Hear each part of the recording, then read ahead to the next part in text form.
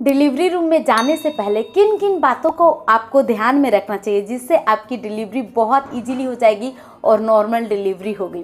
तो चलिए गाइस, मैं इस वीडियो को स्टार्ट कर रही हूँ। मेरी कुछ सब्सक्राइबर है जिनको बहुत सारा मन में उस तरह की चीज़ें हो रही है कि एक बार जान ही लेते हैं कि डिलीवरी रूम में हमारे साथ क्या होता है और हमें क्या करना है, किन बातों पर ध्यान देना है। तो चलिए गाइस, डिलीवरी रूम से रिलेटेड जितने भी आपके मन में सवाल है उन सबको मैंने इस सिंगल वीडियो में पिक करने की कोशिश की है। तो चलिए गाइस, मैं वीडियो को स्टार्ट कर रही हूँ। वेलकम, मेरा नाम है श्वेता और आप सबका बहुत बहुत स्वागत है प्राइम मॉम चैनल में। पहली बार आए हैं चैनल पर तो चैनल को जरूर सब्सक्राइब कर इस वीडियो को लाइक कीजिएगा। यहाँ बात किया जाए डिलीवरी रूम में हम कब जाते हैं। आम तौर पे हम तभी डिलीवरी रूम में जाते हैं जब हमारा लेबर पेन आ चुका होता है। उस केस में डिलीवरी रूम में जाया जाता है। वहाँ जाने के बाद आपको क्या करना है, ऑब्वियस सी बात है। पहले अगर मैं यहाँ पे 5 पॉइंट बात करूँगी, अगर पहले बात की जाए तो आपको हमेशा अपने जो थॉट्स हैं वो बिल्कुल पॉजिटिव रखना है और डरना नहीं है, ठीक है। और अपने बच्चे के बारे में सोचना है पूरी तरीके से, क्योंकि पूरी प्रेगनेंसी भी आपने यही किया है तो डिलीवरी रूम में भी अपने बच्चे के बारे में ही वहाँ पे सोचिए। दूसरे पॉइंट की बात करूँ तो कॉन्फिडेंस। तो जो एक कॉन्फिडेंस होता है ना, वो हमेशा कई बार डिलीवरी रूम में जाने के बाद ना लूज हो जाता है। तो कॉन्फिडेंस बिल्कुल भी लूज मत कीजिए। जहाँ कॉन्फिडेंस का लेवल आपका नीचे गया वहाँ पे ही डॉक्टर समझ लेते हैं कि आप डिलीवरी में उनका सपोर्ट नहीं करने वाली हैं। इसलिए कॉन्फिडेंस के लेवल को हमेशा हाई रखिए।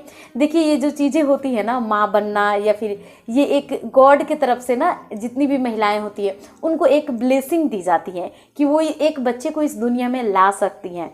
तो इसलिए आपको खुश रहना चाहिए इस चीज़ को लेकर कि आपको ये ब्लेसिंग मिली है।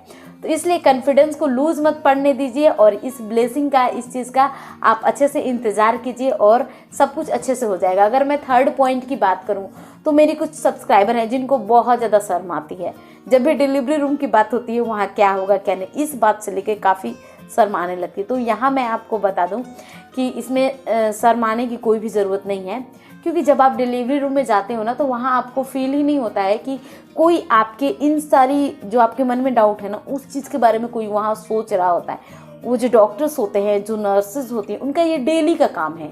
डेली वो डिलीवरी करवाते हैं, ये सब कुछ डेली का प्रोसेस है। तो उनके लिए वो बहुत ही नॉर्मल चीज़ें हैं।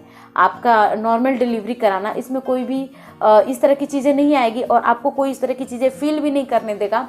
आपका इंटरनल चेकअप बार बार फिंगर्स को अंदर निचले हिस्से में लगाकर चेक किया जाएगा, सर्विक्स का मुंह कितना खुला है। तो इस तरह से किया जाता है। ये मेरे साथ भी हुआ है, आपके साथ भी होगा, सबके साथ होता है। तो यहाँ वहाँ घबराने की ज़रूरत नहीं होती है, ना ही शर्माने की ज़रूरत होती है। वहाँ आपको डॉक्टर्स इस तरह की चीज़ें बिल्कुल भी फील नहीं कराएंगे। चौथे पॉइंट की बात करूँ तो डिलीवरी रूम में आपको पुश किस तरीके से करना है। आपको घबराने की ज़रूरत नहीं है। पुश आपको तभी करना है जब आपको लेबर पेन आता है और जब आपके सर्विक्स का मुंह खुलता है, वही सबसे बेस्ट टाइम होता है। और सीधी सी बात है, अगर आपको कुछ समझ में नहीं आ रहा है ना, अपने डॉक्टर को फॉलो कीजिए। वो आपको सब कुछ उस टाइम गाइड कर रहे होते हैं। डॉक्टर को फॉलो कीजिए। वो जब बोलते हैं पुश करने के लिए आप कीजिए, और जब नहीं बोलते हैं तब आप मत कीजिए, आराम से रहिए।